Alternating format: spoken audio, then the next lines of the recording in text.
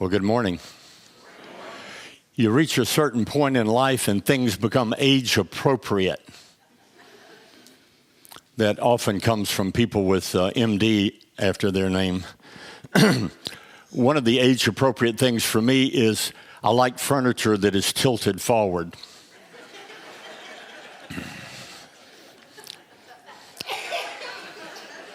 This sofa is not tilted forward.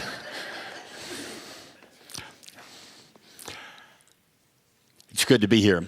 I love to preach, and I get to do that today, so I'm having a good time already.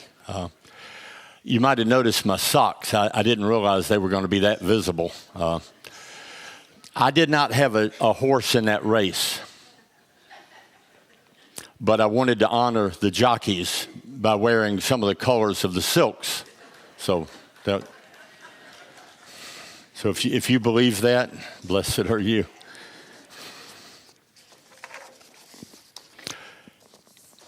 I'm always fascinated by what used to be. And the songs this morning took me back to Sunday night. We used to have church on Sunday nights when I was growing up.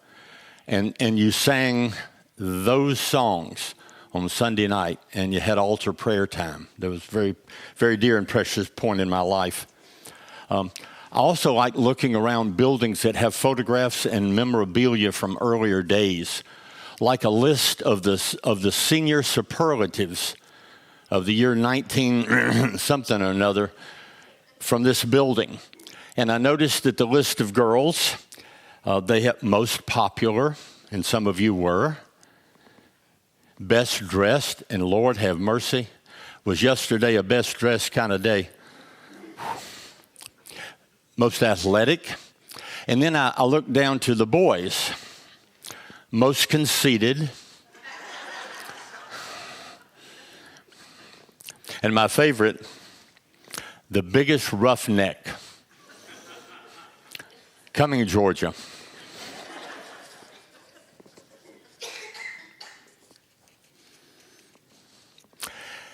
If you are willing, I'm going to ask you in just a moment to stand for the reading of the word. It's only 3 verses, so you have to listen quickly.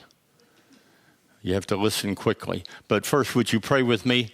From Psalm 19:14, let the words of my mouth, the meditation of my heart be acceptable in thy sight, O Lord, my rock and my redeemer. If you would pray with me now. Let the words of my mouth, you're praying out loud with me now.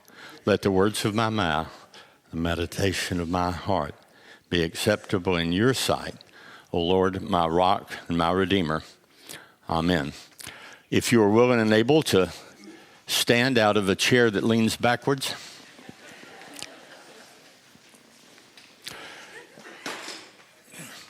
These words are red letter. They are from Jesus in the Gospel of Matthew, chapter 11, verses 28, 29, and 30. And I'm reading from the NIV translation. Come to me, all you who are weary and burdened, and I will give you rest. Take my yoke upon you and learn from me, for I am gentle and humble in heart, and you will find rest for your souls. For my yoke is easy and my burden is light. God blesses always the reading and hearing of his word. Amen. Please be seated.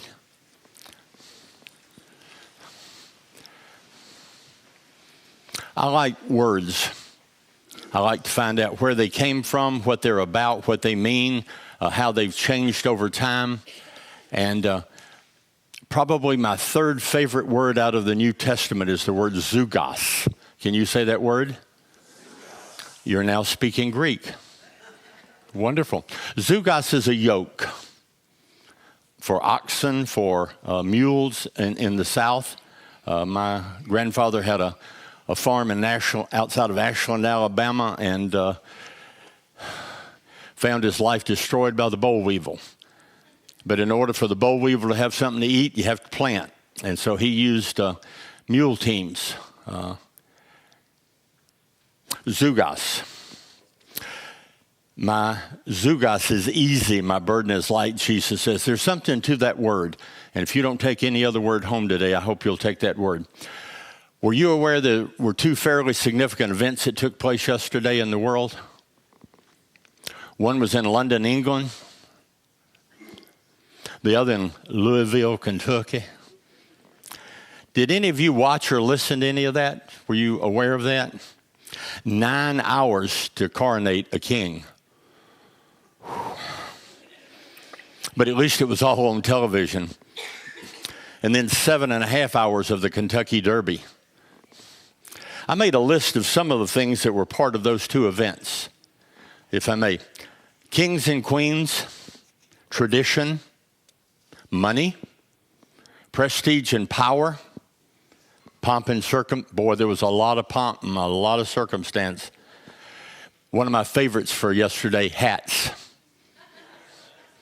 Can I get an amen for the hats? I mean, the sisters were styling and profiling. There were hats everywhere. Patriotism, music, ceremony, powerful emotions, and there were winners and there were losers. Perhaps you might add others. Now, what do these things and others have to do with the 3 verses from the Gospel of Matthew, especially the wearing of a yoke? Well, Jesus says to anybody that would pay attention, make sure that none of those things become the yoke that you wear. Make sure that it is your relationship with God that is the yoke that you wear. Now, are losers and winners and powerful emotions? Are ceremony, music, and patriotism? Are hats and pomp and circumstances, prestige and power? Are money, tradition, and kings and queens? Are any of those things inherently bad? Are any of them inherently good? So, what was Jesus' point? Don't let any of those things be the priority for your life. They can be in second place. They can be, are you with me? They can be in third or fourth, but don't let them be the priority. The great poet and theologian from Hibbing, Minnesota, Bob Dylan, sang it this way. Everybody's going to serve somebody, and I've / the word something. Everybody's going to serve something or somebody. It might be the devil. It might be the Lord, but everybody's going to serve somebody or something. Or to use Zugos, we all wear the yoke of someone or the yoke of something. I love that word. Can you feel it on your shoulders and neck just a little bit? You've seen a yoke, yes? I'm not sure it's the most comfortable thing that you ever wear. In Jesus' day, the word yoke was a mixed bag. So when he's announcing that he wants his followers to wear one, I think there was a mixed reaction. For some, it was a good yoke. For it meant the Torah. It meant the law, the first 5 books of Hebrew scriptures in the Old Testament. A better word would be teachings than law. We think of law in legal terms, but it really was the teachings found in the Old Testament. Regardless of that, to wear the yoke of the law meant God first, the law second, everything and anyone else third and following. Does that make sense? So the yoke, the way it was presented in good ways, it was a very positive thing. Think of the Shema. Love the Lord your God with all your heart, soul, mind, and strength, and love your neighbor as yourself, that Jesus added, put those two together. But that's the idea. And so yoke was a very positive thing for some, but for others it was horrible. It was terrible.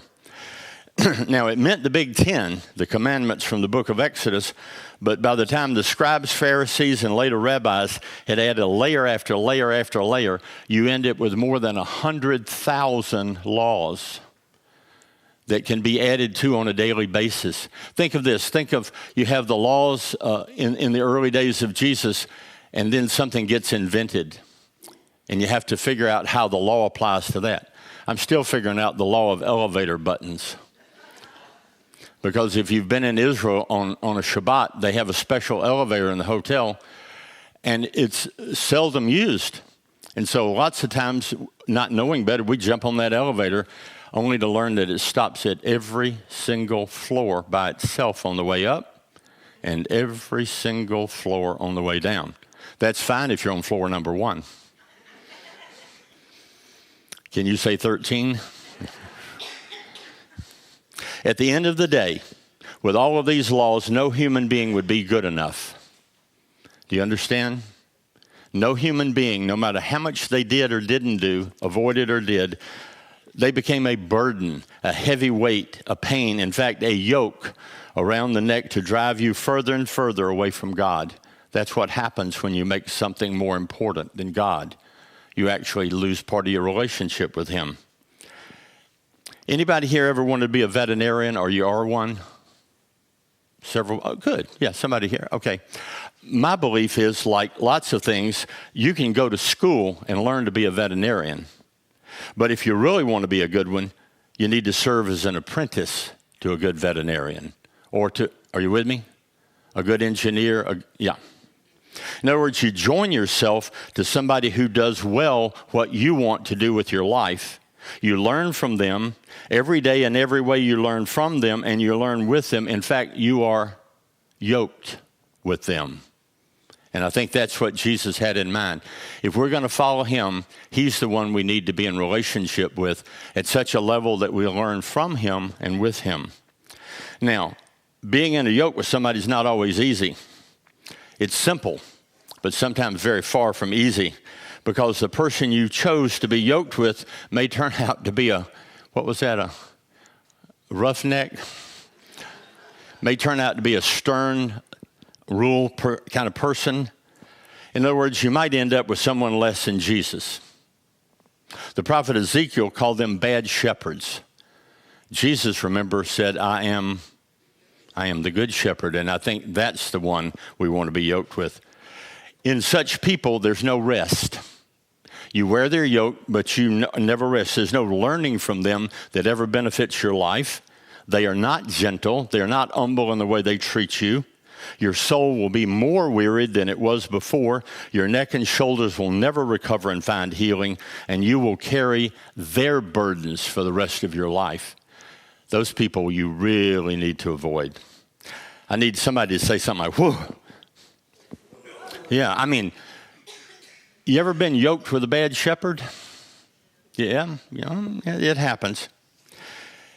Have you decided yet in your life whose yoke you're going to wear? Have you decided yet who your first priority is? The person who occupies number one in your life? Now, you're going to wear one. I'm just suggesting you might want to choose it yourself. I believe the choice of whose yoke is made daily. Now, if I'm wrong, I'll get a letter I'll get an Instagram. Used to like to get letters. Now I get Facebook posts. Has it ever occurred to anybody that most of us are not interested in what you had for supper in large photographs? No, sorry, I think the wearing of a yoke is a daily thing, like being married. I know. There is a choice made, there is a decision made, but I think every day for the rest of your life in that relationship, you're going to decide, am I going to be married today in very positive ways? Anybody with me yet?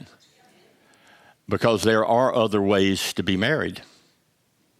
I think it's that way with following Jesus. I think every day, because there is another team on the field, and they're wearing a different color sock and a different color jersey, and they'd like nothing better for you to choose someone or something else besides Jesus Christ. You make choices every day to live out that decision. Now, growing up in the South, stole was a verb. It can be past tense, he stole that, or it can be present tense, he stole that. But I don't know if you're aware of it, but this is what we call a stole. It can be a noun. This one was given to me by, now I talk bad about church meetings, don't I? In church committees, I talk bad about, and I'm apologizing not.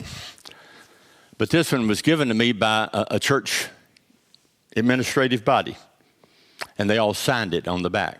And so I have their names and I have memories. But this is a a stole. You figured out yet what it symbolizes?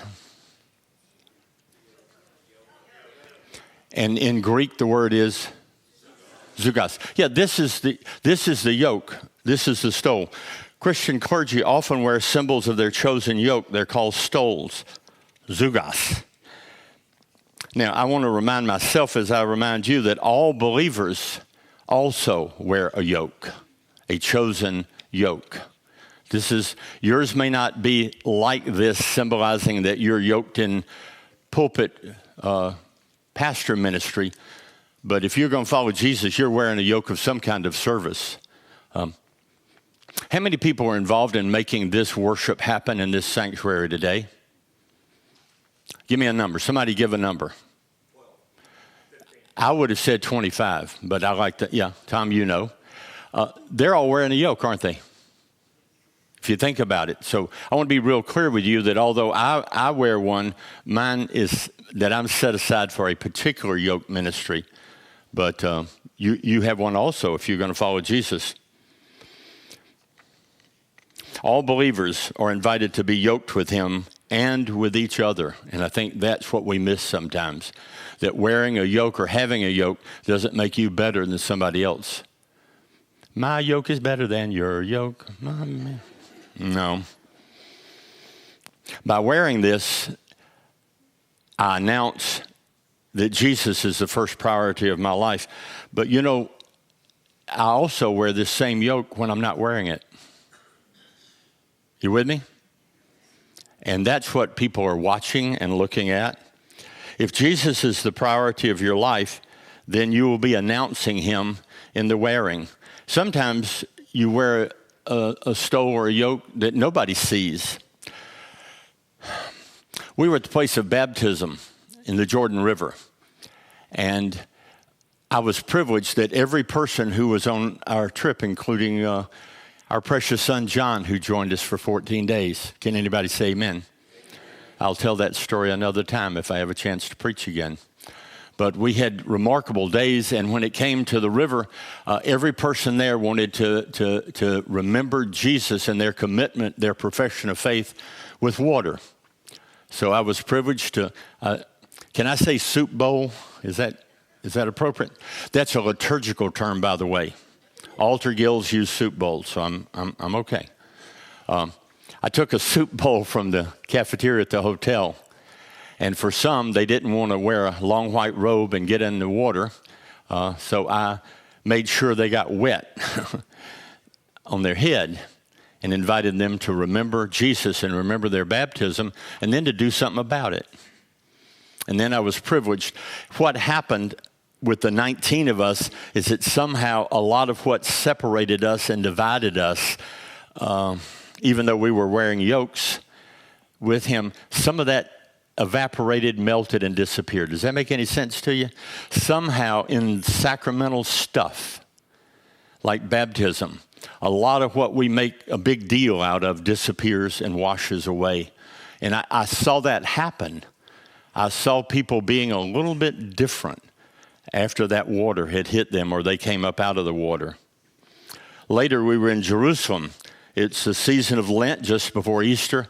By the way, if you're planning to go to the Holy Land, be careful that the 2 weeks you're there are not during the Muslim season of Ramadan, the Jewish season of Passover, and the Christian season of Lent.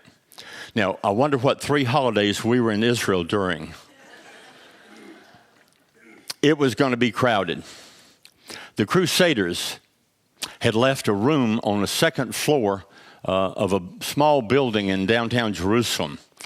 Not as maybe where Billy's sitting, this space here was about the size of the room. Never has been a large one. It's called the upper room because it's on the second story of a building. Now, I've been there several times. I've never been there when there wasn't a mob of people trying to get in the small door, another mob of people trying to get out another small door, and a larger mob in the room itself. Does that make sense? There was nobody there when we arrived. That's beyond wow. We had the room to ourselves. It was rather remarkable. It wasn't normal. We were the only group. Now, there was a young woman by herself, and she stood sort of at the back of our group and was listening. You could tell she was watching and listening to everything. And then I was looking, and there was a couple seated on the floor, again, away from our group, but very intently watching what was going to happen. By language, these folks were widely different than us, but they were there with us. I shared the ancient words of consecration. I broke the bread and offered the cup to our group. And as some of our group received a praise song, worship broke out. And we were singing, and we were singing well. Listen, when you're in the Holy Land in a small room and the Spirit has sort of gotten hold of you, you can sing well. Can I get an amen? Even if you're not singing well, you really sing well. After we were all served, I noticed that our group had opened itself. Am I making sense?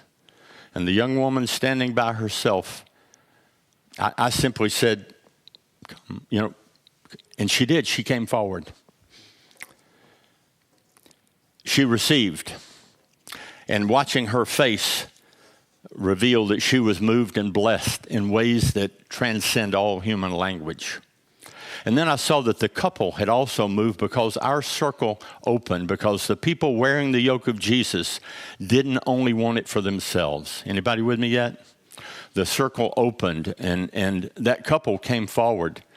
And after they received the elements of communion, the man fell down on his knees and with tears began to worship.